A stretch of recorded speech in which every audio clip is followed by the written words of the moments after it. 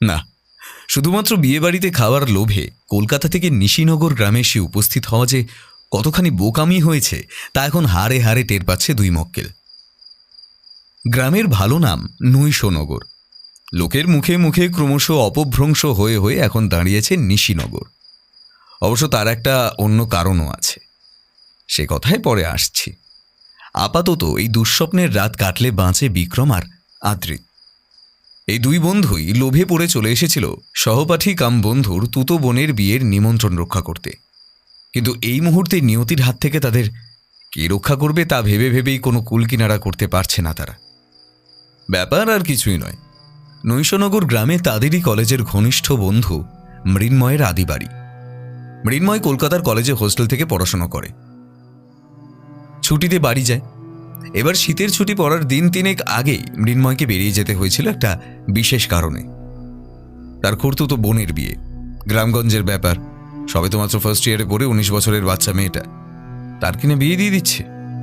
কি না ভালো ছেলে পেয়েছে, পাল্টি ঘর, পাত্র আর তার বাপের বাড়ি লোহালক্করের বিশাল ব্যবসা। তা সে হোক না, পাত্রের 35 বছর বয়স আর দোষের মধ্যে মাথার চুল পাতলা হতে হতে একেবারে মিলিয়ে যেতে বসেছে। অধ্যাবসায়ও সত্যি উল্লেখযোগ্য, প্রশংসনীয়। 5 বছর ধরে ধৈর্য রেখে মাধ্যমিক পরীক্ষা দিয়ে যেত, পাশ করতে পারেনি সেটা তো আর তার দোষ নয়। মাস্টারগুলো যে কি খেয়ে খাতা দেখেছে কে জানে। কলেজের ক্লাসে মৃন্ময়ের মুখে সব শুনে আদৃত্য বলেই ফেলে, ও বাবা, তোদের পছন্দ করা পাত্রটি যে একেবারে গঙ্গারামের বংশধর রে। কোথা থেকে জোটালি রে এই মহাপুরুষটাকে? আর ওইটুকু পুচকে মেয়ের বিয়েই বা দিচ্ছিস কেন রে তোরা? তাও তাও আবার কিনা এটা ওই ডাকলা কাকুর সাথে। জবাবে কিছুটা মলিন মুখেই মৃন্ময় বলেছিল, কি আর বলবো বল, মেয়েটা তো কাকার। কাকা কাকিমা তাদের নিজেদের মেয়ের বিষয় যা ভালো বুঝেছে তাই করছে। তাছাড়া টুকিও তো আর কোনোদিনই লেখাপড়ায় তত ভালো নয়। কেঁদে কোকিয়ে উচ্চ মাধ্যমিক টপকে কোনো ক্রমে আমাদের ওখানকারই একটা গ্রামীণ কলেজে অ্যাডমিশন পেয়েছিল, পাস কোর্সে পড়ছে। উচ্চ মাধ্যমিকে কোনো সাবজেক্টেই তেমন মার্কস নেই যে অনার্স পড়বে। তাও ওর মেজমেশমশাই বিস্তর চেনা জানা আছে নেতা মন্ত্রী মহলে, সেই থেকে জায়গা পেয়েছে, তিনিই ঢুকিয়ে দিয়েছেন আর কি। আর এই পাত্রপক্ষের পাল্টি ঘর, বহু পুরুষ ধরেই প্রতিষ্ঠিত ব্যবসাদার ওরা। ছেলের বাবার শরীর ভালো নয়, ছেলে নিজেই দেখে শুনে রাখে ব্যবসাটা। বাজুরিয়ায় বিশাল দোতলা পাকা বাড়ি, ঢালাই করা ছাদ, তাছাড়া ছেলের মামা। শুনতে শুনতে বিক্রম বিরক্ত হই অর্ধপথেই থামালো মৃন্ময়কে। আরে হয়েছে হয়েছে, থাম এবারে। তোর ওই হবু ভগ্নিপতির গুণগান শুনেই দিন কেটে যাওয়ার জোগাড়, এখন তার আবার মামা। আমি আর শুনতে চাই না। 35 বছরের একটা দামড়া লোক কিভাবে 19 বছরের বাচ্চা মেয়েকে বিয়ে করার কথা ভাবতে পারে বলতো? সেটাই তো আমার মাথায় ঢোকে না। আরে রাজি হয় কোন আক্কেলে, যত সব। তা বিয়েটা কবে? 20 তারিখ বললাম যে তখন। আমি অবশ্য 14 ভোরে চলে যাচ্ছি।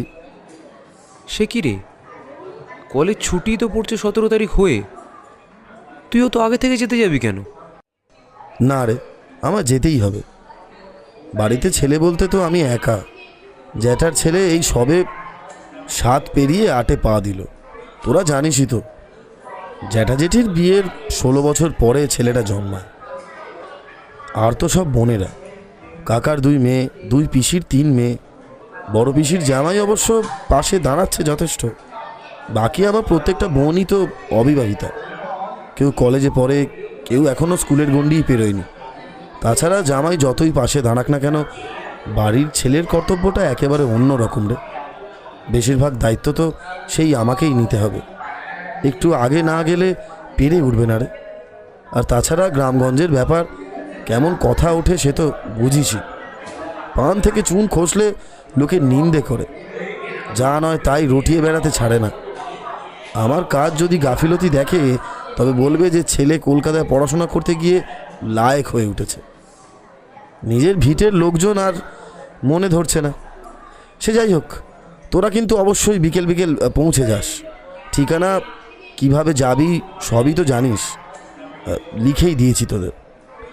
কাগজটা কিন্তু সাথে রাখিস, হারাস না।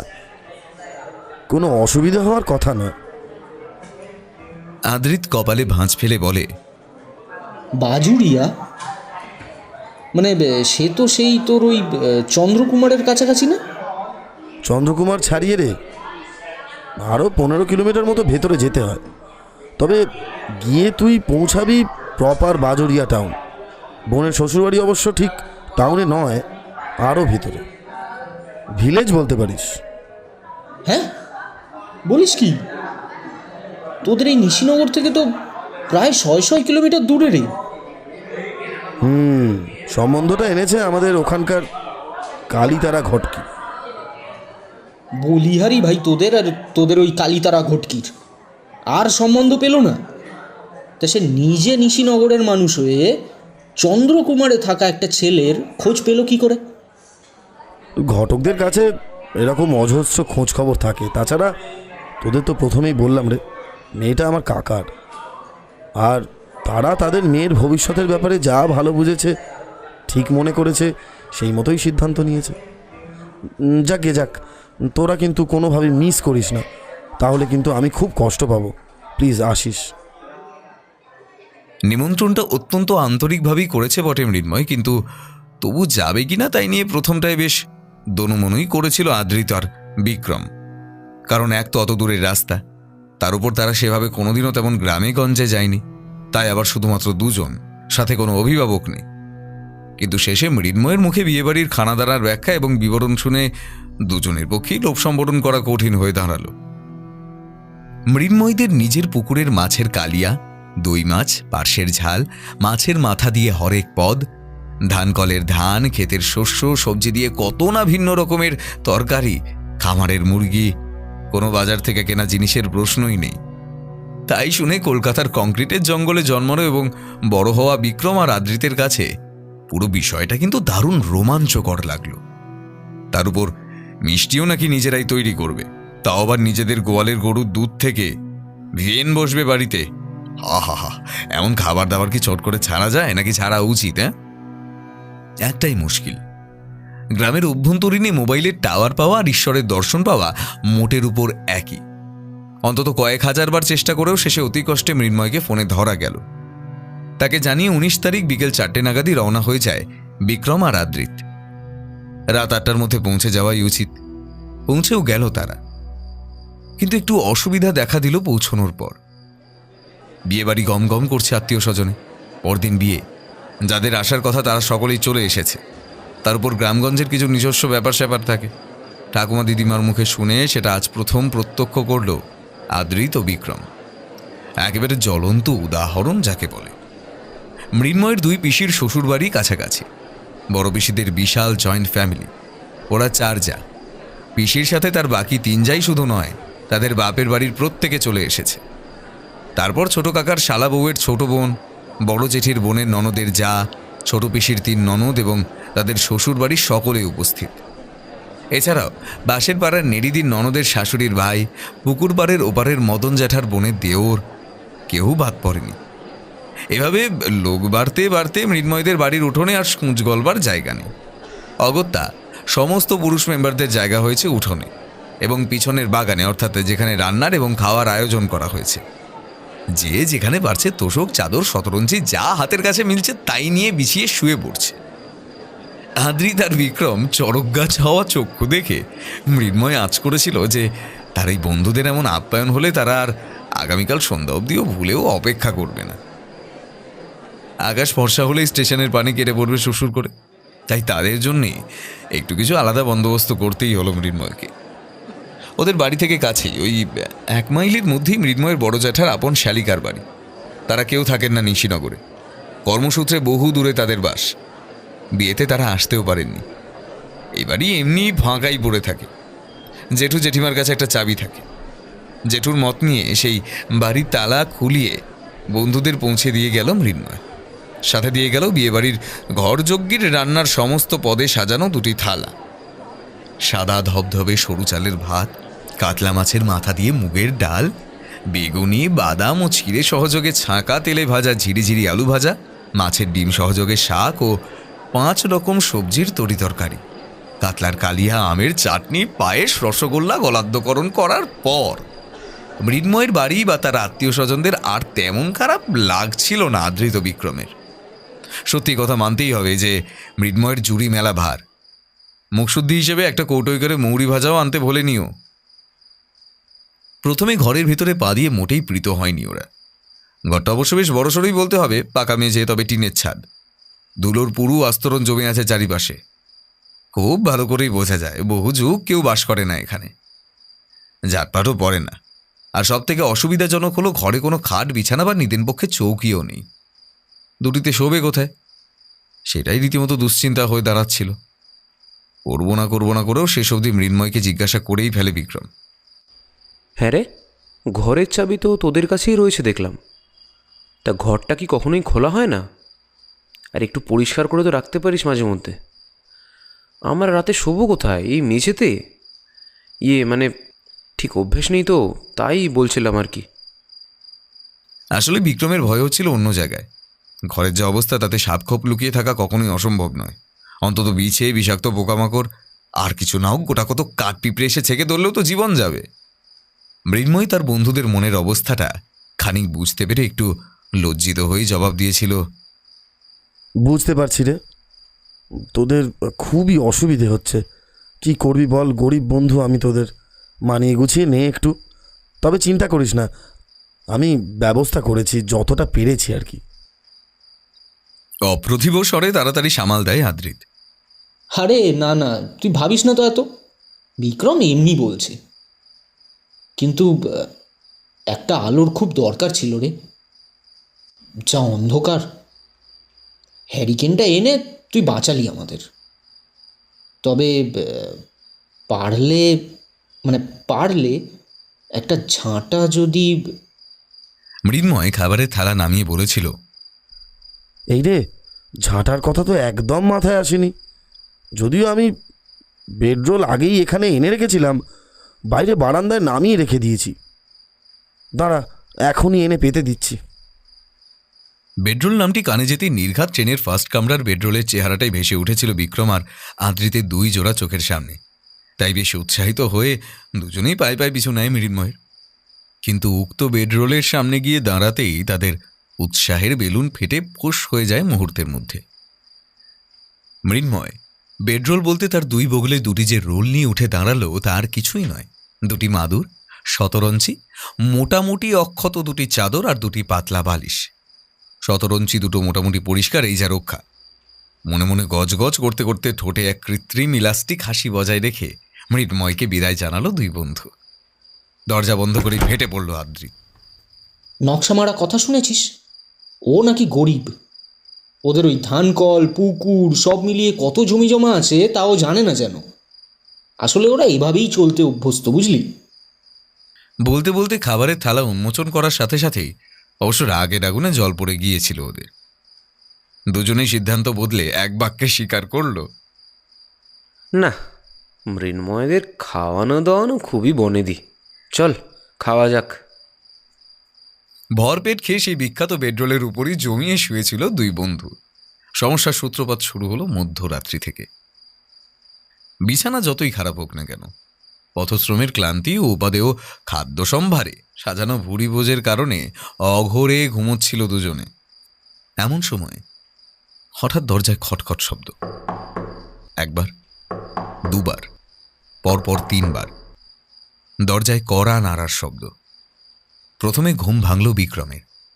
সে ধরফর করে উঠে বসে আগে ধাক্কা মেরে তোলে আদ্রিতকে। এই এই শুনছিস? আদু, আরে এই আদু, তোর কুম্ভকর্ণ একটা, ওঠ না, ওঠ একবার, এই ওঠ না। বিক্রমের লাগাতার ডাকে ঘুম ভেঙে তরাক করে লাফিয়ে উঠে বসল আদু।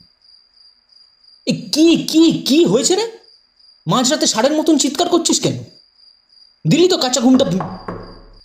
ঠিক তখনই দরজায় ফের খটখট শব্দ হওয়ায় কথা মাঝপথেই থেমে গেল আদ্রিতের। ভীষণ চমকে উঠে ভয়ার্ত চোখে সে তাকালো বিক্রমের দিকে। বিক্রমেরও তথৈবচ অবস্থা। সে ইশারায় আদ্রিতকে ডেকে তোলার কারণটা বুঝিয়ে দিল। নিজেকে একটু থিতু করে নিয়ে আদ্রিত গলা ওঠায়। এই কে? সারা নেই। আদ্রিত আবার জিজ্ঞাসা করে, কে কে এসেছেন এত রাতে? কে ডাকছেন আমাদের? এবার উত্তর ভেসে আসে দরজার ওপার থেকে। ওরে অদ্রিত, বিক্রম, দরজাটা একবার খোল না রে, খুব দরকার। মৃন্ময়। মৃন্ময় ডাকতে এসেছে এখন, এই এত রাত্রে? খুব অবাক হওয়ার পাশাপাশি যেন ঘাম দিয়ে জ্বর ছাড়ল দুই বন্ধুর। নিশ্চিন্ত হয়ে বিক্রম উঠে গেল দরজা খোলার জন্য। কিন্তু দরজার পাল্লা ফাঁক করতেই সেই নিশ্চিন্ততা কিছুটা হলেও যেন কেটে গেল ওর। কারণ দরজার ওপার শূন্য, কেউ কোথাও নেই। আদ্রিত ঘুমের চোখ কচলাতে কচলাতে হাই তুলছে। আরে কি রে, মৃন্ময়কে ডাক ভিতরে। কিন্তু কাকে ডাকবে বিক্রম? কেউ তো নেই কোথাও। সেই কথা আদ্রিতকে জানাতে আদ্রিত যেন কিছুটা নিজেকে সান্ত্বনা পাওয়ার মতোই করে বলল, আমাদের দরজা খুলতে দেরি হয়েছে তো, ও মনে হয় ফিরে গেছে। বিক্রমের মনটাই কিন্তু কু ডাকতে থাকে। সত্যি মৃন্ময় এসেছিল তো? হ্যারিকেনের শিখাটা আর না কমিয়েই আবার শুয়ে পড়ল ওরা। কিন্তু 1 মিনিট কাটতে না কাটতেই ফের দরজায় শব্দ হয়, ছিটকে উঠে বসলো দুজনে। এবার আর টোকা নয়, রীতিমতো করাঘাত। প্রথমে আতঙ্কে বালিশ আঁকড়ে ধরলেও পর মুহূর্তেই আদ্রিতের মনে হয় হয়তো মৃন্ময়ই আবার ফিরে এসেছে। বিক্রমকে সেই কথা বলতে সেও একমত হয় আদ্রিতের সাথে। এবার আদ্রিত উঠে গিয়ে দরজা খুলল এবং খোলা মাত্রই ওর 2 চোখ কপালে ওঠে। চৌকাঠে দাঁড়িয়ে আছেন মৃন্ময়ের জ্যাঠামশাই। পরনে সাদা পাঞ্জাবি পায়জামা। ভীষণ অবাক হয়ে আদ্রিত জিজ্ঞাসা করে, জেঠু আপনি এই এত রাতে? কি হয়েছে জেঠু? সব ঠিকঠাক আছে তো? বিক্রম উঠে এসে দাঁড়িয়েছে আদ্রিতের পেছনে। হতবাক সেও। মৃন্ময়ের জ্যাঠার ঠোঁটে একটা হাসি খেলে গেল। তোমাদের কোনো অসুবিধা হচ্ছে কিনা এটা দেখতে এলাম। আহা, এই না হলে আন্তরিকতা! আদ্রিত গোলে জল হয়ে গেল। এক গাল হেসে গদগদ কণ্ঠে সে বলে উঠল, আপনি বিয়ে বাড়ি ছেড়ে এত রাতে ছুটে এসেছেন আমাদের কোনো অসুবিধা হচ্ছে কিনা তা দেখার জন্য? কি যে করেন জ্যাঠাবাবু, বড় লজ্জায় ফেললেন আমাদের। কোনো অসুবিধা হচ্ছে না, দিব্যি ঘুমাচ্ছিলাম আমরা। আচ্ছা, তো ভয় টয় পাওনি তো? না না না না তো জ্যাঠাবাবু, ভয় কেন পাবো? আপনারা তো পাশেই আছেন। আদ্রিতের বিগলিত করুণা জাহ্নবী যমুনা আচরণে একটু প্রীত হচ্ছিল না বিক্রম, কারণ তার কাছে ব্যাপার স্যাপার মোটে সুবিধের ঠেক ছিল না। মৃন্ময় তাদের বন্ধু হতে পারে, তবে তার পরিবার সম্বন্ধে মোটেই তো অবগত নয়। এই জ্যাঠা লোকটি কি আদৌ সৎ, ভালো মানুষ তো? মধ্যরাত্রে এভাবে ওদের খবর নিতে চলে এসেছেন। তা এতই যদি চিন্তা, তবে কাউকে একটা পাঠাতেই পারতেন ওদের সাথে রাতটুকু থাকার জন্য। এমন নয় তো আশেপাশে ওর সঙ্গী সাগরেদ সব লুকিয়ে রয়েছে। খবর নেওয়ার নাম করে এসে ওদের দরজা খুলিয়ে সকলে মিলে ভেতরে ঢুকে ওদের টাকা পয়সা, ঘড়ি, আংটি, চেন, মোবাইল সমস্ত লুট করে নিয়ে চম্পট দেবে। কারণ এই জ্যাঠামশাই আর তার দলবল খুব ভালো করেই জানে যে তেমন কিছু করলেও বিক্রম আর আদ্রিত ওদের বিরুদ্ধে কোনো পদক্ষেপই নিতে পারবে না। আর ওদের যদি মেরেই ফেলে লুট করার পর, নিশ্চয়ই তাই করবে। কারণ ওদের ছেড়ে দিলে ওরা কলকাতায় ফিরে গিয়ে পুলিশে খবর দেবে। পুলিশকে বিশেষ বেগ পেতে হবে না এদের খুঁজে বার করতে। আচ্ছা, এই সমস্ত কুকর্মে মৃন্ময়ও জড়িত নয় তো? বিয়ে বা কোনো অনুষ্ঠান উপলক্ষে কলকাতার মানুষজনকে নিমন্ত্রণ করে এনে তাদের সর্বশান্ত করে, তাছাড়া সব থেকে বড় কথা, একটু আগে মৃন্ময় তো ডেকে গেল ওদের। তার মানে মৃন্ময় আর ওর জ্যাঠা নিশ্চয়ই একসঙ্গে আলোচনা করেই। না না না না না, বিক্রম আর ভাবতে পারছে না। আদ্রিত কিসের জন্য এত আহ্লাদিত হচ্ছে? সামান্য বুদ্ধিটুকুও কি লোপ পেয়েছে নাকি ওর? এদিকে আদ্রিত সমানে জ্যাঠার সাথে টুকটাক কথা বলেই যাচ্ছিল। এতক্ষণ বিক্রম অবশ্য একটি বর্ণও কিছু শোনেনি। সে নিজের ভাবনা দুশ্চিন্তাতেই মগ্ন হয়েছিল। হঠাৎ বিক্রমের কানে গেল আদ্রিত খুব আন্তরিকভাবে আকর্ণ বিস্তৃত হেসে জ্যাঠাবাবুকে আমন্ত্রণ জানিয়ে বলছে, এ হে হে, দেখেছেন কতক্ষণ আপনাকে দরজার বাইরে দাঁড় করিয়ে রেখেই কথা বলে চলেছি। তো আসুন আসুন জ্যাঠাবাবু, আপনি ভিতরে এসে বসুন। আদ্রিতের কথায় ভীষণ চমকে উঠে পেছন থেকে ওর কাঁধটা সর্বশক্তি দিয়ে খামচে ধরল বিক্রম। ইশারায় বোঝাতে গেল দরজাটা ঝট করে বন্ধ করে খিল এঁটে দে আদ্রিত। তুই কি বুঝতে পারছিস না আমরা কি বিপদে পড়েছি? আদ্রিত কিছু বুঝতে না পেরে হাঁ করে তাকিয়ে থাকলেও বিক্রম আর দেরি করে না। আদ্রিতকে পেছনের দিকে টেনে সরিয়ে নিয়ে এসে নিজে এগিয়ে যায় এবং চোখ কান নাক বুঝে, জ্যাঠামশাই, কাল সকালে বিয়ে বাড়িতে দেখা হচ্ছে।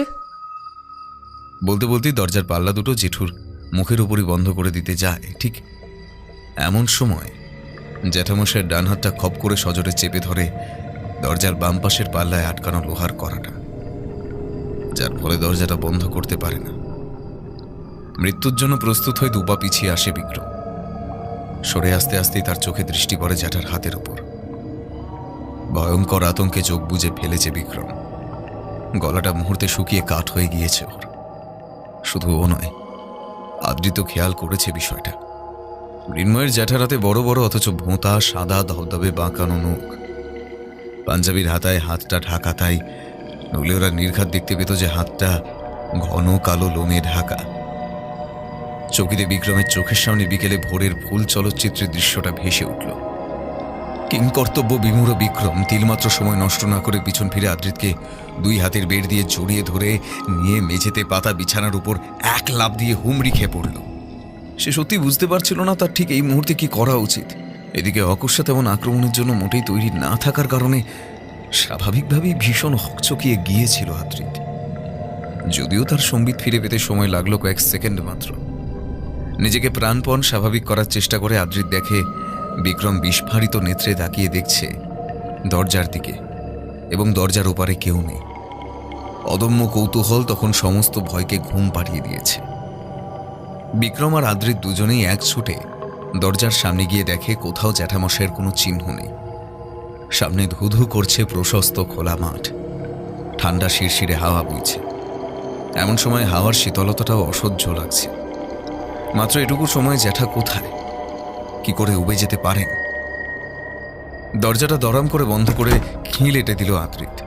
ঢোক গিলে বলল, এই বিক্রম বিক্রম, এই এক্ষুনি একটা ফোন করতো মৃন্ময়কে। কেন রে? এখন মৃন্ময়কে ফোন করে কি হবে? আর বলবোটা কি ফোন করে? আরে যা যা এখন এখানে ঘটলো ঠিক সেইগুলোই বলবি। কি বলবি আবার জিজ্ঞেস করছিস? আমি আমি শেষ দেখে ছাড়বো বিক্রম। বিক্রম বিছানায় বসে পড়েছিল। উঠে এসে হাত চেপে ধরল আদ্রিতের। পাগলামি করিস না আদু। যদি সত্যি এটা কোনো ফাঁদ হয়ে থাকে তবে মৃন্ময়কে এখন ফোন করা মানে নিজেদের কবর নিজেরা খুঁড়ে তাতে ঝাঁপিয়ে পড়া রে বোকা। চুপচাপ থাক, ভোরটুকু শুধু হতে দে। হ্যাঁ হ্যাঁ হ্যাঁ রে বিক্রম, বলছি জ্যাঠাবাবুর হাতে ওই ওই ওই নখগুলো, ওগুলো কি আসল? আদ্রিতের কথায় মাথার মধ্যে বিদ্যুৎ ঝলকে উঠল বিক্রমের। এটা তো তার মাথায় আসেনি। আদ্রিত এমনিতে বেশ বোকাশোকা সহজ সরল মনের ছেলে হতে পারে, কিন্তু এই মুহূর্তে একমাত্র আদ্রিতের কথাতেই যেন রহস্যের জালটা ফিকে হতে শুরু করলো বিক্রমের কাছে।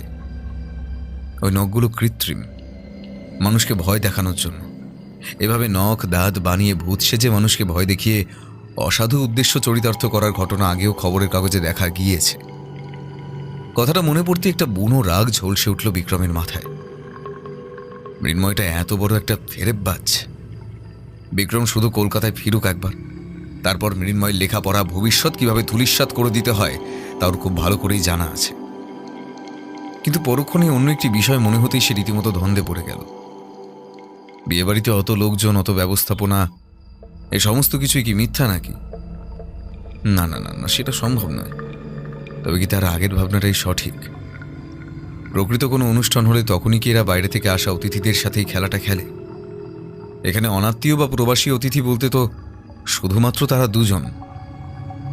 বিয়েবাড়িতে অত মানুষজন, তারা সকলেই এদের বহুদিনের চেনা জানা। আচ্ছা, তারা প্রত্যেকে কি এই যুক্তই কুকর্মী? মনে হয় না। কিন্তু তা যদি না হবেন, তাহলে মৃন্ময়ের জ্যাঠা এমন সাহস পান কোত্থেকে?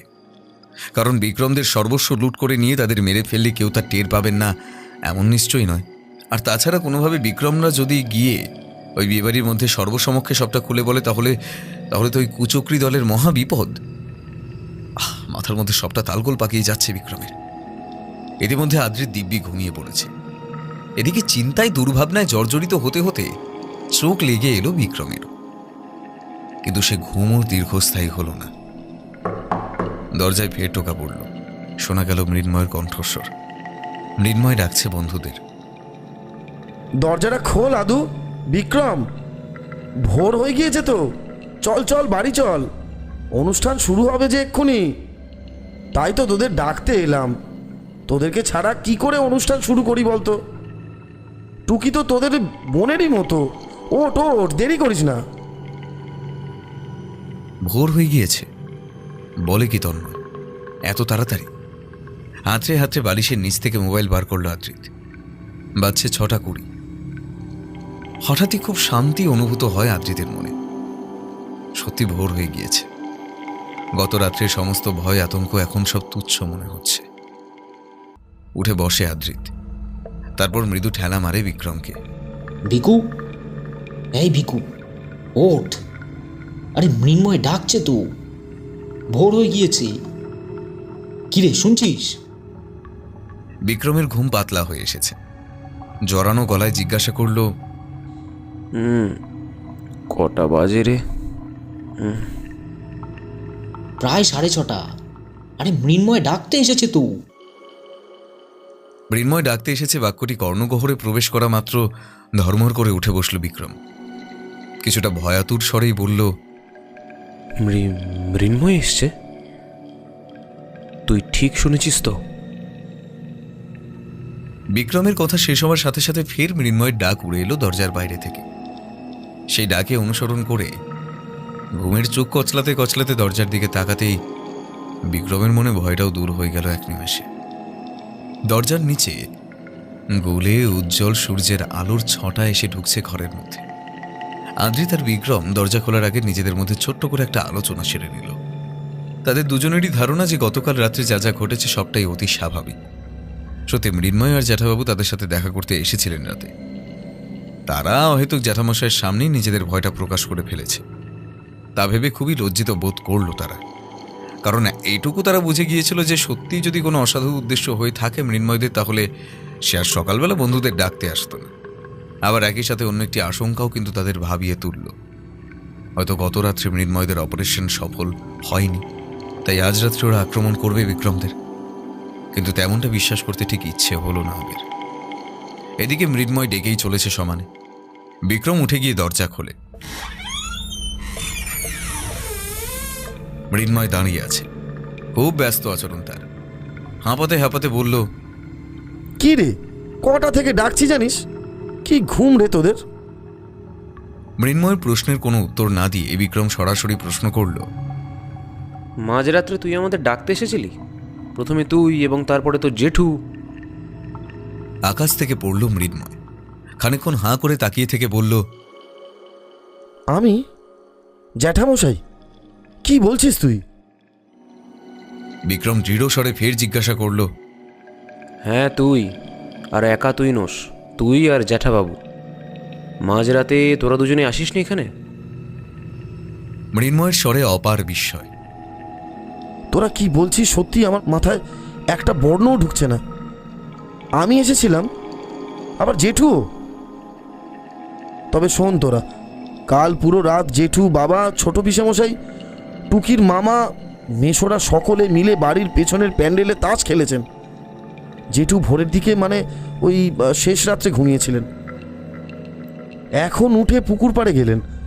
জেঠু যে রাত্রে বাইরে কোথাও যাননি তার প্রমাণ হিসেবে গোটা বাড়ির লোকজন রয়েছে। কারণ রাত্রে কারোরই সেভাবে ঘুম হয়নি। মা, জেঠি, কাকি, পিসিরা সবাই রাত্রে জেগে গল্প করেই কাটিয়েছেন। আর মাঝরাত্রে জেঠুকে বেরোতে দেবে কে? বাবা, কাকা কেউ অনুমতি দেবেন? চল গিয়ে জিজ্ঞেস করবি। আর তাতেও যদি তোদের বিশ্বাস না হয় তবে বলি জেঠুর ছেলে গাবলু, ওর মাস্তুতো ভাইরা গোটা রাত পেছনের বাড়ির বাগানে দৌড়াদৌড়ি করে খেলে কাটিয়েছে। তাদের জিজ্ঞাসা করিস। অতটুকু শিশুগুলো তো আর মিথ্যে কথা বলবে না। মৃন্ময়ের প্রতিক্রিয়া দেখে একটু যেন লজ্জাই পেল বিক্রম। কিন্তু সে আর আদ্রিত দুজনে তবে কাকে দেখল? দুজনেই ভুল দেখেছে সেটা তো সম্ভব নয়, কিন্তু এই বিষয় নিয়ে সে কথা বাড়াবেই বা কোন আক্কেলে? মৃন্ময় যে মনক্ষুণ্ণ হচ্ছে। গলা খাকারি দিয়ে মৃন্ময়কে ভেতরে ডাকলো বিক্রম। বাইরে দাঁড়িয়ে রইলি কেন? ভেতরে এসে বস একটু। একটু অপ্রসন্ন স্বরেই জবাব দিল মৃন্ময়। আরে না রে, এখন আর ভেতরে যাব না। তাছাড়া আমি এসেছিলাম তোদের ডাকতে। তোরা কি যাবি? বিছানায় বসে বসেই উত্তর দিল আদ্রিত। হ্যাঁ হ্যাঁ, যাবো তো, কিন্তু একটু সময় দে, মুখটা ধুয়ে জামা কাপড়টা পাল্টে নি। ততক্ষণ তুই আয় না, ভিতরে এসে বস। অস্বাভাবিক রকম ঠান্ডা ও কঠিন স্বর মৃন্ময়ের। না, অত সময় নেই আমার। আয় বলছি। আরে ব্রাশটা তো করতে দিবি। কিচ্ছু দরকার নেই, যেতে যেতে দাঁত মাজবি। আয় শিগগিরি। এবারে যে মৃন্ময় একটু অস্বাভাবিক ব্যবহার করছে তা বলাই বাহুল্য। বিক্রম আর আদ্রিত একবার চোখাচোখি করল। ইশারায় আদ্রিতকে বিক্রম বোঝানোর চেষ্টা করলো যে হয়তো মৃন্ময় অসন্তুষ্ট হয়েছে তাদের উপর, সুতরাং এই বিষয়টা নিয়ে আর কথা না বাড়ানোই শ্রেয়। মাঠের নিচু আলপথ ধরে এগিয়ে চলেছে মৃন্ময়। তার পিছু পিছু হাঁটছে তার দুই বন্ধু। সকলেরই মুখে কুলুপ। মৃন্ময় দুঃখ পাক বা রেগে যাক, যাই হোক না কেন, মধ্যরাত্রের ঘটনাটাকে কিছুতেই স্বপ্ন বা মনের ভুল বলে উড়িয়ে দেওয়া যাচ্ছে না। আদ্রিত ও বিক্রম দুজনেই পুরো ঘটনাটা দেখেছে এবং তারা দুজনেই সম্পূর্ণ সজ্ঞানে ছিল। তাছাড়া যদি তা নাও হয়, দুজনে একই সময় একসাথে একই রকম স্বপ্ন দেখল, সেটা তো আর সম্ভব নয়। হাঁটতে হাঁটতে বেশ অনেকটা দূর চলে এসেছে ওরা। হঠাৎ আদ্রিতের দুটো জিনিস খেয়াল হলো। এক হলো, গতকাল সন্ধ্যার পর যখন মৃন্ময় ওদের নিয়ে এলো ওর জ্যাঠার শালির বাড়ি, তখন তো রাস্তাটা এত লম্বা ছিল না। যা দূরত্ব ছিল তার 3 গুণ রাস্তা ওরা হেঁটে ফেলেছে এতক্ষণে। তবে আর দ্বিতীয় যে খটকাটা ওর লাগছে সেটা হলো, ঘড়িতে 7টা বেজে গিয়েছে, কিন্তু আকাশটা এমন কালো দেখায় কেন? যেন সদ্য ভোর হচ্ছে, অথচ আকাশে যে এক ফোঁটাও মেঘ নেই সেটাও স্পষ্ট। এটা কি করে সম্ভব? যদি মেঘ না থাকে তাহলে এই সময় তো আকাশে রোদ ঝলমল করার কথা। মৃন্ময়ের কান বাঁচিয়ে সেই কথা বিক্রমকে জানাতে বিক্রম ফিসফিস করে বলল, তুই যে দুটো জিনিস খেয়াল করেছিস, আমি সেই দুটো ছাড়াও আরও কিছু খেয়াল করেছি। কি রে? মনে করে দেখ, যখন আমরা একটু আগে বাড়ি থেকে বেরোলাম তখন আকাশ এমন আলোমাথারি ছিল কি?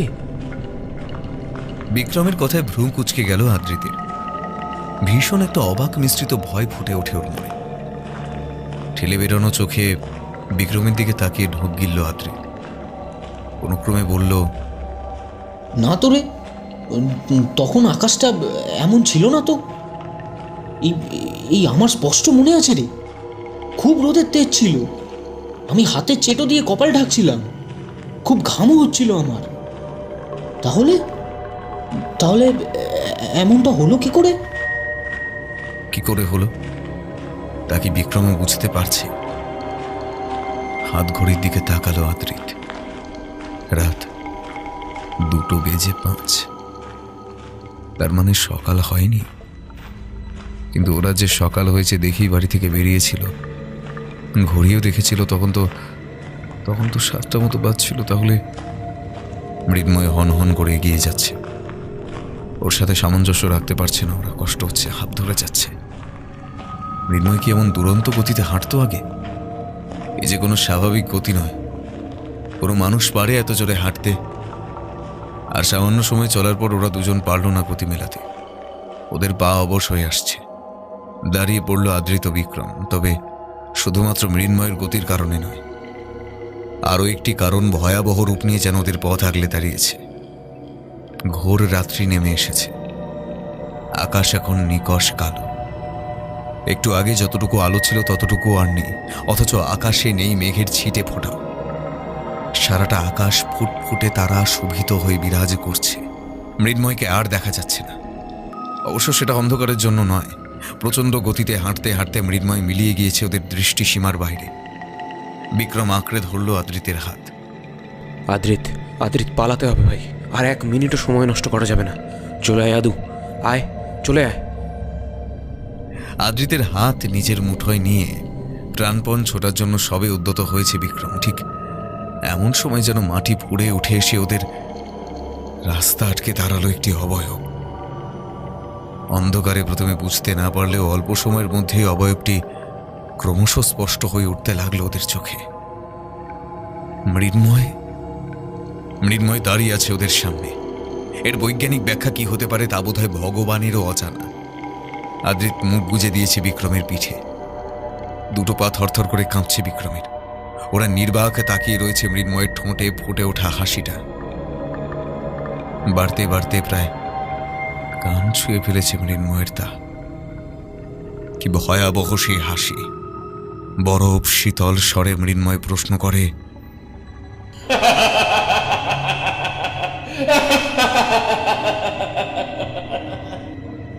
ভয় পেয়েছিস?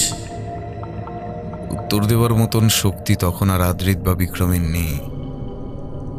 ওই দূরে জলটা দেখ, দেখ দেখ, ওই যে।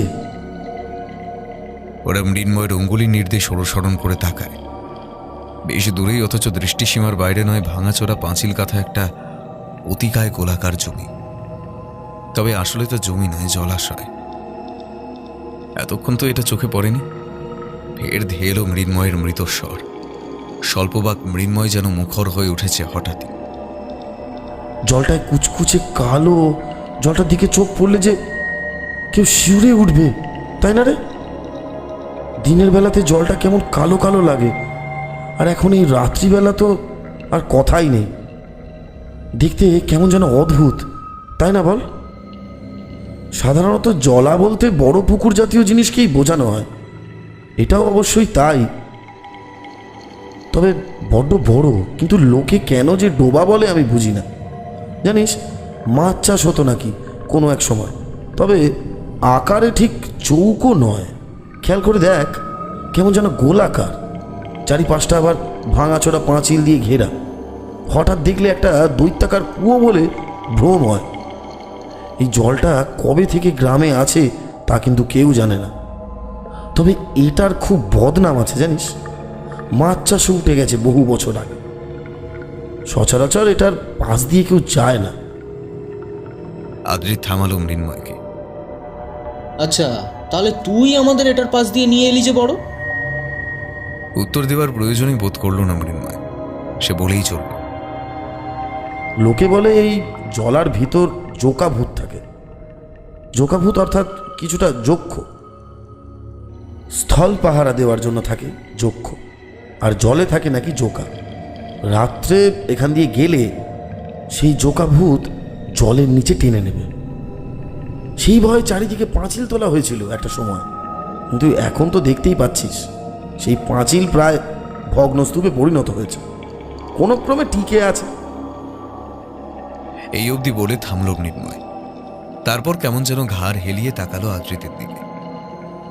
হাসলো তেমনই অদ্ভুতভাবে। এই কালো জলটার এত কাছ দিয়ে আমি এই প্রথম যাচ্ছি। আগে কেমন ভয় ভয় করতো, তার কারণও আছে। বহু বছর আগে এক বিকেলের মুখে ওই ডোবার পাশ দিয়ে যেতে গিয়ে নিখোঁজ হয়ে গিয়েছিল এই গ্রামেরই একটি বাচ্চা ছেলে। বহু খোঁজাখুঁজি করা হয়েছে, অনেক থানা পুলিশ চলেছে, ডুবুরিরাও নেমেছে জলে, কিন্তু না, কোথায় যে তলিয়ে গেল দেহটা। সে নিজের থেকে জলে পড়ে গিয়েছিল নাকি কেউ মেরে জলে ফেলে দিল কে জানে। হয়তো সেই জোকা। বিক্রম আর চুপ থাকতে পারল না। কিছুটা কুপিত স্বরেই জিজ্ঞাসা করল, তা এইসব কথা গায়ে পড়ে আমাদের শোনাচ্ছিস কেন?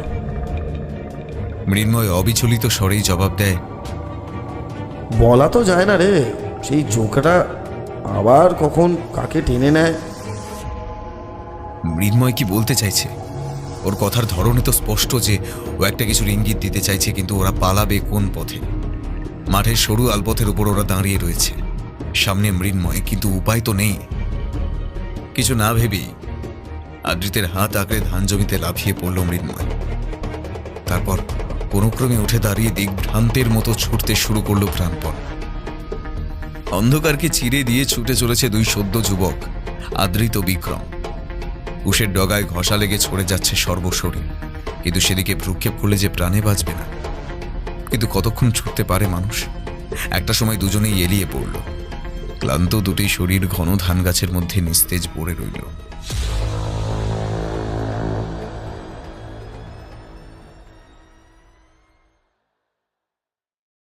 ধর্ষকদের শাস্তি চাই, কি এই স্লোগানে গর্জে উঠেছেন তো আপনিও।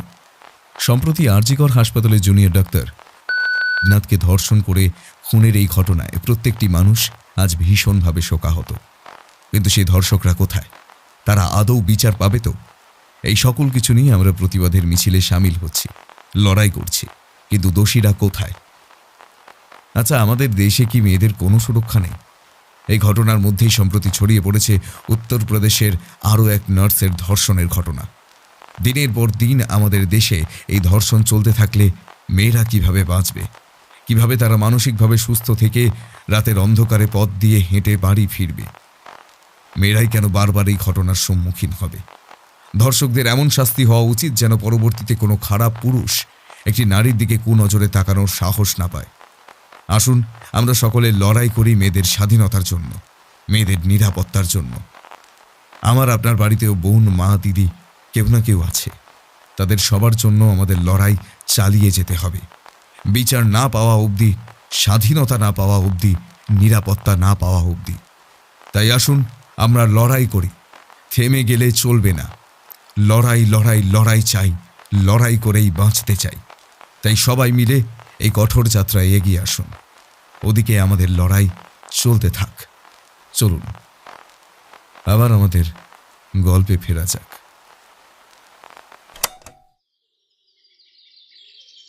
অদ্রিত, বিক্রম, চোখ খোল। কিরে, কি হয়েছে তোদের? এই কিরে, শুনতে পাচ্ছিস? ওঠ, চোখ খোল। ক্রমাগত ডাক এবং জলের ছিটেতে চোখ মেলল দুই বন্ধু এবং আঁতকে উঠল। চোখের সামনে স্বয়ং মৃন্ময় উদ্বিগ্ন মুখে ডাকছে বন্ধুদের, জল ছিটাচ্ছে। মাথার উপরে গনগনে রোদ। যতটা তাড়াতাড়ি সম্ভব উঠে বসল দুজন। হিসাবটা তো অনেকক্ষণ আগে থেকেই মিল ছিল না, কিন্তু এবার যেন আরো বেশি করে গোলমাল হয়ে যেতে লাগলো। বন্ধুদের মুখে কথা সরছে না দেখে মৃন্ময় নিজের থেকেই বলল, তোদের ব্যাপার কি বলতো? দিব্যি তো তোদের ওই বাড়িতে থাকার ব্যবস্থা করে দিয়ে এলাম।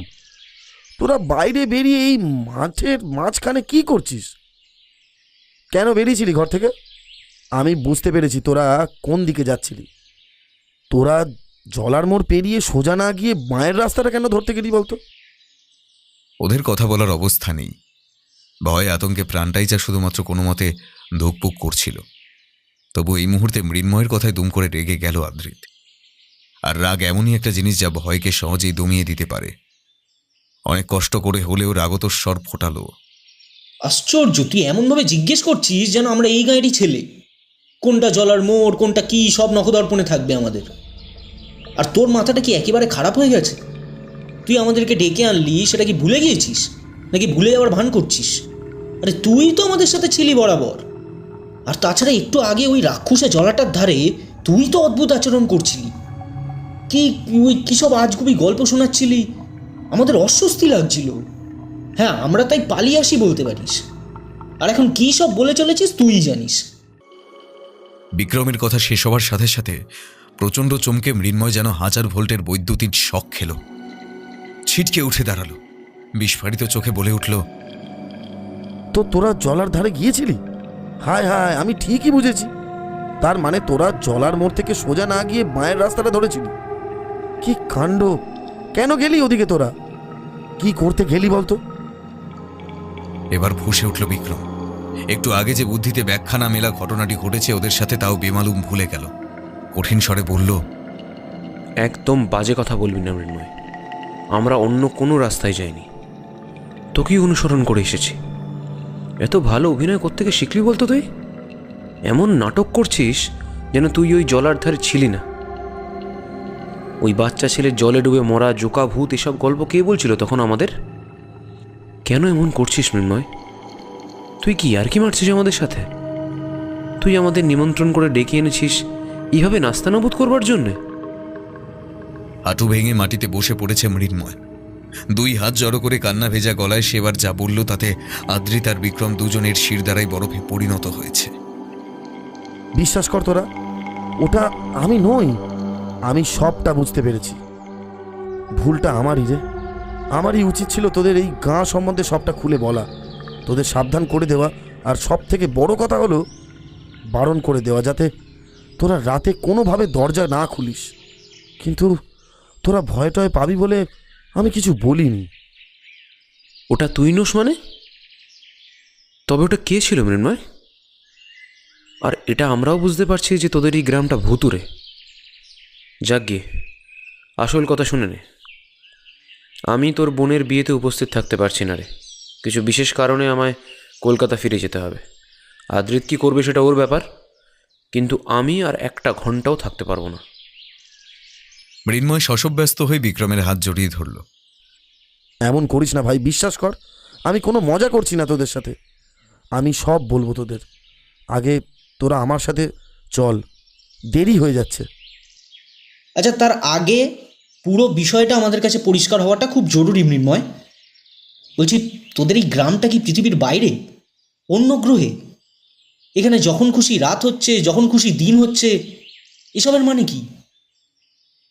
খানিকক্ষণ চুপ করে থেকে মৃন্ময় বলল, বেশ, তোরা যখন এখনই সবটা শুনতে চাস তাহলে তাই বলছি। আমার আগেই বলে দেওয়া উচিত ছিল। আসলে তোরা ভয় পাবি বলে বলিনি। শোন, অত গৌরচন্দ্রিকা করার কোনো দরকার নেই মৃন্ময়। আমরা ভয় পাই, আমরা আনন্দ পাই, সেটা তোকে ভাবতে হবে না। যা বলবি খোলাসা করে বল।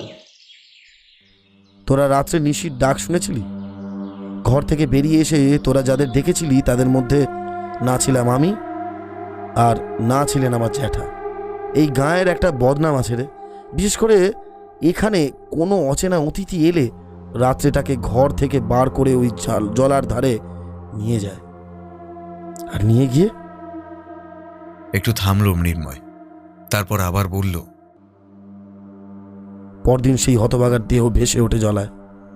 এমন অনেকের সাথে হয়েছে রে। তোদের কপাল ভালো যে তোরা সঠিক সময় পালিয়ে আসতে পেরেছিস। আর দ্বিতীয়বার আমি ভেবে তোরা যার সাথে বেরিয়েছিলি সেও আমি নই রে। সকাল হয়েছে দেখি বিভ্রান্ত করে তোদের বার করে নিয়ে গেছিল ওই জলার ধারে। তোদের কতক্ষণ ঘুরিয়েছে তোরাই জানিস। শেষমেশ বেঁচে যে ফিরেছিস এই না কত বড় কথা। আর আমি তোদের ডাকতে এসেছিলাম এই একটু আগে। পৌঁছে দেখি ঘরের দরজাটা হাট করে খোলা। দেখেই আমার সন্দেহ হয় যে নিশ্চয়ই তোদের সাথে তেমনই কিছু হয়েছে। জানতাম মোবাইল ফোনে করে বিশেষ কিছুই হবে না, কারণ নেটওয়ার্ক যে অসম্ভব খারাপ সে তো তোরা জানিসই। তাই আমি মাঠের মধ্যেই তোদের খোঁজাখুঁজি শুরু করলাম। কোথাও না পেয়ে বুঝলাম যে তোরা নির্ঘাত ওই জলার দিকে গিয়েছিস। আমি বাড়িতে খবর দেব বলে ধান ক্ষেতের মধ্যে দিয়ে শর্টকাট রাস্তাটা ধরে এগোতে এগোতেই দেখি তোরা গুঁজরে পড়ে আছিস ওই ধান গাছের গোড়ায়। যাকে যাক, যা হওয়ার তা তো হয়ে গিয়েছে। আর এসব একদম ভাবিস না। চল চল, আর এখানে থাকতে হবে না, বাড়িতে চল তাড়াতাড়ি। ওদিকে অনেক কাজ পড়ে আছে, আয় সাবধানে হাঁট। কিন্তু মৃন্ময়, ওই বাড়িতে তো আমাদের জিনিসপত্র, ব্যাগ, তাছাড়া তোর বিছানা, বালিশ, হ্যারিকেন সব পড়ে রয়েছে। আরে ধুর, ওটা কোনো সমস্যা নাকি? বাড়ি চল। বিয়ে বাড়িতে কত লোকজন, আমি কাউকে না কাউকে পাঠিয়ে আনিয়ে নিচ্ছি সব জিনিস। ওরা আর থাকতে না পেরে মৃন্ময়কে জিজ্ঞাসা করল, তা মৃন্ময়, ঠিক করে বলতো, তোর ওই ভূতটা কি নিশি নাকি জোকা? না মানে বলছিলাম যে মানুষকে ভুলিয়ে ভালিয়ে ওই জলের ধারেই নিয়ে যায় তো, তাই আর কি। মৃন্ময় উদাস কণ্ঠে জবাব ভাসিয়ে দেয়, জানি না রে। অন্য সময় হলে মৃন্ময়ের কথা কখনোই বিশ্বাস করতো না আদ্রিত বা বিক্রম কেউই, কিন্তু যা ঘটেছে এই কয়েকটা ঘন্টায় তাতে তাতে করে বিশ্বাস করা ছাড়া কোনো উপায় তো দেখছে না ওরা।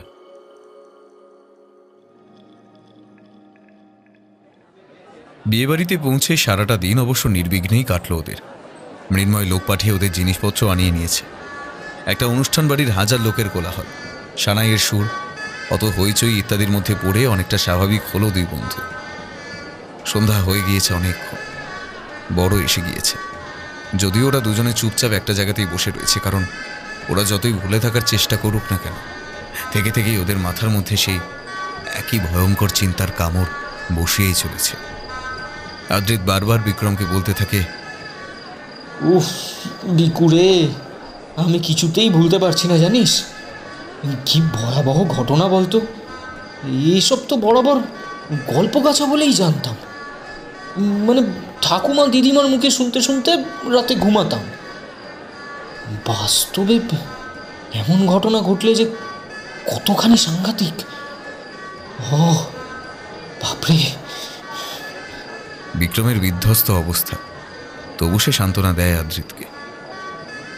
আমি বুঝতে পারছি আদু, তবে একটা কথাই বলবো, যা ঘটেছে ভুলে যা।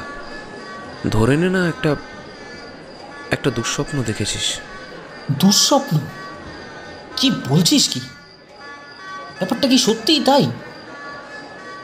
ভাব তো, কি সাংঘাতিক এসব নিশি জোকা। বাপরে বাপ, আমি বাপু আর কোনোদিনও কোনো গ্রামে যাচ্ছি না। সেখানে আবার কোন মামদো একানরে স্কন্দ কাটা, কার সাক্ষাৎ মিলবে কে জানে। আদ্রিতের বলার ধরনে হেসে ফেলে কিছু একটা বলতে যাচ্ছিল বিক্রম, ঠিক তখনই হন্তদন্ত হয়ে মৃন্ময় এসে দাঁড়ালো ওদের সামনে। কি রে, তোরা কি সারাক্ষণ এখানেই বসে থাকবি? চল চল, ওপাশে জমিতে চল, বিয়ের মণ্ডপ তো ওখানেই, আয় আয়। উঠতে উঠতে আদ্রিত একটু ইতস্তত করে বলল, মৃন্ময় রে, বলছিলাম কি, রাত্রে কিন্তু আমরা এই বিয়ে বাড়িতেই থাকবো ভাই। দরকার নেই শোয়ার, এই চেয়ারেই দুজনে বসে থাকবো পুরো রাত। কিন্তু কিন্তু ওই ফাঁকা বাড়িতে আর পাঠাস না ভাই, ভয়ই মরে যাব। আদ্রিতের কথায় মৃন্ময় হাসলো ঠিকই, কিন্তু হাসিটাই ঠিক কি যে মিশেছিল। ওরা দেখেও না দেখার ভান করে বিনা বাক্যবায় মৃন্ময়ের সাথে বিয়ের মণ্ডপে চলে এলো। এই সেই বিক্রমের প্রথমে যে খটকা লাগলো সেটা হলো, বিয়ের মণ্ডপে বরকনে বসে রয়েছে জোর হাতে, অথচ সামনে কোনো যজ্ঞের সরঞ্জাম নেই। মন্ত্রোচ্চারণটা ঠিক শোনা যাচ্ছে না। আদ্রিত ফিসফিস করে বলল, এই খেয়াল কর, কোনো যজ্ঞের ব্যবস্থা করেনি। বিষয়টা বিক্রমকেও যথেষ্ট ভাবিয়েছে। তবে সে কিছুটা আদ্রিতকে এবং অবশ্য নিজেকে প্রবোধ দেওয়ার মতো করে বলল, আসলে আমার কি মনে হয় জানিস, এরা গ্রামের মানুষ তো, তাই এদের নিয়মকানুনগুলো একটু আলাদা রকমের। বিক্রমকে থামিয়ে দিয়ে আদ্রিত উত্তেজিত স্বরে কথাটা বলে ওঠে, কি বলছিসটা কি? এতে গ্রাম শহরের কি ব্যাপার আছে শুনি? অগ্নিসাক্ষী ছাড়া কোনো হিন্দু বিবাহ সম্পন্ন হয় নাকি? উত্তরে বিক্রম কিছু একটা বলতে গিয়েও বলল না। খানিকক্ষণ চুপ করে থেকে প্রসঙ্গ ঘুরিয়ে বলল, চল রান্নাবান্নার ওই দিকটা একবার দেখে আসি। যাবি? কিন্তু মৃন্ময়কে ডেকে নিলে হতো না? বলছি, আমরা দুজনে গেলে সেটা খারাপ দেখায়। যতই হোক আমরা তো অতিথি নাকি, নিজের থেকে যাওয়াটা ঠিক হবে না রে। আরে মৃন্ময়কে তুই পাবি কোথায়? সে তো ভীষণ ব্যস্ত এখন, বরযাত্রীদের আপ্যায়ন করা থেকে শুরু করে তার কত কাজ। চল আমরাই যাই। বিক্রমের কথায় কিছুটা অনিচ্ছা সত্ত্বে উঠল আদ্রিত। পায়ে পায়ে দুজনে চলল বাড়ির ডান পাশের পিছনে জমিতে রান্নার জায়গা। মস্ত হাড়ি কড়ায় রান্না করছে রোবটের মতো জনা ছয়েক লোক। কারো মুখে কোনো কথা নেই। ইয়া বড় বড় গামলা ঢাকা দেওয়া রয়েছে ততোধিক আকারের থালার সাহায্যে। এখন উনুনে চেপেছে মাংস, গন্ধ ছড়াচ্ছে জব্বর। বিক্রম তীক্ষ্ণ দৃষ্টিতে লক্ষ্য করছে উনুনে চাপানো হাঁড়িটা। আদ্রিত অত শত বোঝেনি, সে বেশ ফুর্তিতে আছে, তাকাচ্ছে এদিক সেদিক। আচমকা বিক্রমের জোর ঠেলা খেয়ে হক ছকিয়ে গেল আদ্রিত। থতমত খেয়ে বলে উঠল, কি কি কি হলো তোর হঠাৎ? বিক্রম দম চেপে বলল, উনুনের ভেতরটা দেখ। উনুনের ভিতর আবার কি দেখবি? বলতে বলতে তাকিয়ে ফেলে আদ্রিত। রান্না হচ্ছে ঠিকই, কিন্তু জ্বলছে না উনুন। আদ্রিতের হাত চেপে ধরেছে বিক্রম। কোনো ক্রমে বলল, আমি কেন রান্নার জায়গায় এলাম এবার বুঝলি? বিয়ের মণ্ডপে যজ্ঞের ব্যবস্থা নেই দেখে খটকা আমারও লেগেছিল, খুব বড় খটকা। তোকে তখন বুঝতে দেয়নি ঠিকই, কিন্তু এই একই ভাবনা আমিও ভাবছিলাম। নিশ্চিত হওয়ার জন্য রান্নার এখানে এলাম। এসে দেখছি আমি যা ভেবেছি ঠিক তাই। আদ্রিতের স্বর ফুটছে না ভালো করে। কোকিয়ে কোকিয়ে এসে বলে, আচ্ছা, তুই তুই তুই তুই তুই ঠিক কি বলতে চাইছিস বিক্রম? আমার মাথায় তো কিছুই ঢুকছে না ভাই। আমার মাথায়ও কি ঢুকছে ভাবছিস? তবে একটা কথাই বলবো, আগুনে ভয় কারা পায় জানিস তো? দুই হাত দিয়ে কান ঢাকে আদ্রিত। এই না না না না না না বিক্রম, আমি আর কিচ্ছু শুনতে চাই না। আমি আর কিচ্ছু জানতে চাই না। আর এক মুহূর্ত এখানে নয়। পালাতে কি পারবি অদ্রিত? আগেও তো আমরা চেষ্টা করেছিলাম পালানোর, পেরেছি কি? আরে তবু চেষ্টা তো করতে হবে বিক্রম। এভাবে বসে বসে কি মৃত্যুর প্রহর গুনবো তুই বলছিস? কিসের প্রহর গোনার কথা হচ্ছে গো? তোমাদের বুঝি খিদে পেয়েছে? হ্যাঁ, রিনরিনে বামা কণ্ঠে ভীষণ চমকে দুজন পিছন ফিরে দেখে এক ভদ্রমহিলা দাঁড়িয়ে আছেন। পরনে গাঢ় খয়েরি রঙের তাঁতের জরিপার শাড়ি কুঁচি দিয়ে পরা, মাঝারি স্বাস্থ্য, ফর্সা, উচ্চতা লম্বা বলাই চলে। টানে ঝুমকো, গলায় নেকলেস, সীতাহার, হাতে শাখা পলা, নোহাসহ গোছা গোছা সোনার বালা চুড়ি, চুলে খোপা, শাড়ির আঁচলটা বাঁ হাতের উপর ফেলা। সৌন্দর্যে একবার তাকালে আর একবার তাকাতেই হবে। ভদ্রমহিলা ওষ্ঠরজনী শোভিত ঠোঁট প্রসারিত করে হাসলেন আবার। আমি মৃণুর ছোট কাকিমা গো। তোমরা এখানে কি করছো? আদ্রিত বোধহয় একটু ভরসা পেল। মামা চেহারের এই ভদ্রমহিলাকে সে কোনোভাবেই মানুষ ব্যতীত অন্য কিছু ভাবতে পারল না। একটা ভারী নিঃশ্বাস ছেড়ে সে বলল, কাকিমা, আসলে আমরা এমনিই এদিক সেদিক ঘুরছি, আপনি ব্যস্ত হবেন না। ভদ্রমহিলা চলে যেতেই আদ্রিত বেশ নিশ্চিন্ত স্বরে কিছু একটা বলতে যাবে, ঠিক এমন সময় দপদপ করে উঠে নিভে গেল বিয়েবাড়ির সমস্ত আলো। মুহূর্তের মধ্যে গোটা বিয়েবাড়ি ঢেকে গেল নিখস কালো চাদরের বর্মে। সর্বনাশ! এই ধ্যারে গ্রাম, এখানে ইলেকট্রিসিটি ঢোকে না, যা চলে সব ব্যাটারিতে। জেনারেটর ভাড়া করে এনে চালাচ্ছিল বোধহয়, সেটা তেল ফুরলো নির্ঘাত। অতিরিক্ত জেনারেটর আছে কি এদের? মনে তো হয় না। আদ্রিত ফিসফিস করে বলে, হ্যাঁ রে, বলছি কি হবে এবার? বিয়ের অনুষ্ঠানই বা সুষ্ঠুভাবে হবে কেমন করে? আর আর রান্না বান্নাই বা শেষ হবে কখন? বিক্রমও একই কথাই ভাবছিল। নানা চিন্তায় তারা একটা জিনিস খেয়াল করেনি, কিন্তু যখন খেয়াল করলো তখন হতবাক হয়ে গেল আবারও। সাধারণত কোনো অনুষ্ঠান বাড়িতে আলো চলে গেলে সারা বাড়ি জুড়ে হই হট্টগোল, চেঁচামেচি শুরু হয়ে যায়, কিন্তু এই ক্ষেত্রে তেমন কিছুই হলো না। অন্ধকারের সঙ্গী হয়ে এক অদ্ভুত নিস্তব্ধতা নেমে এসেছে। এতজন মানুষ, কারোর একটা টু শব্দও শোনা যাচ্ছে না। কেউ আলো জ্বালানোর কোনো ব্যবস্থাই করছে না। আলো যে আমরা কেউ সহ্য করতে পারি না দাদা, আলো চলে গিয়ে ভালোই তো হয়েছে। একটি অপরিচিত নারীকণ্ঠ বলে উঠেছে আদ্রিত আর বিক্রমকে উদ্দেশ্য করে। এটা তো মৃন্ময়ের কাকিমার স্বর নয়, তাছাড়া ওদের দাদা বলে ডাকছে যখন, তখন নিশ্চয়ই মৃন্ময়ের কোনো বোন হবে। কিন্তু আলো সহ্য করতে পারে না, এটা আবার কেমন কথা? নিশ্চয়ই মৃন্ময়ের কাকিমার ভাইয়ের পুচকে মেয়েটা দুষ্টুমি করে বলছে। কিন্তু ওরা যে কথাটা মনে মনে ভাবছিল সেটা মেয়েটা বুঝলো কেমন করে?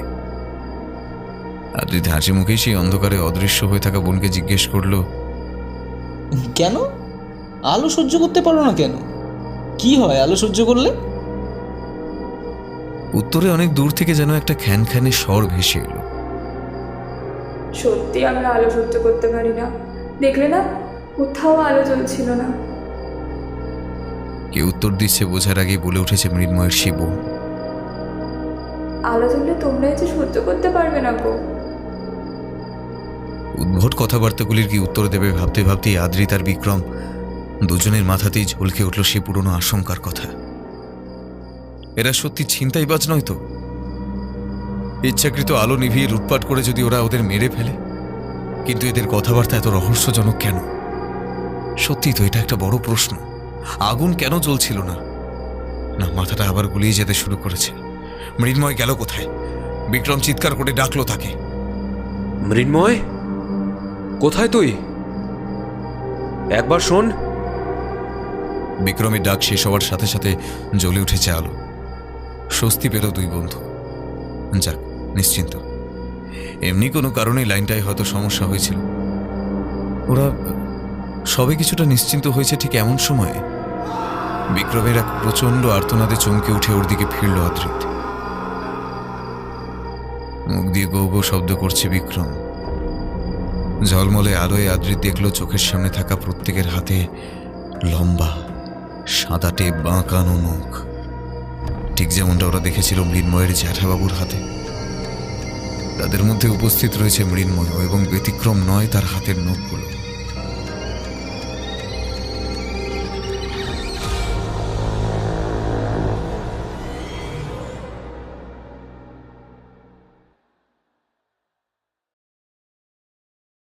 তারপর ঠিক কোন রাস্তা ধরে কতক্ষণ কিভাবে ছুটে ওরা স্টেশনে পৌঁছতে পেরেছিল তা ঠিক ওদের মনে পড়ে না।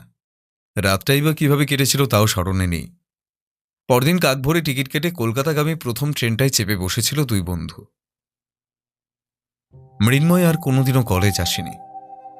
আদ্রিত ও বিক্রম আর কোনো খোঁজ পায়নি তাদের প্রিয় বন্ধুর। মৃন্ময়দের গ্রাম নৈশনগরে ঠিক কি ঘটেছিল তাদের সাথে, সে ব্যাখ্যা আজও খুঁজে চলেছে ওরা। কয়েকবার সাহসে ভর করে ওরা ফোন করেছিল মৃন্ময়কে, কিন্তু না, দূরভাষ পারেনি মৃন্ময়ের সাথে ওদের সংযোগ ঘটাতে। সবটাই রয়ে গিয়েছে অজানায়।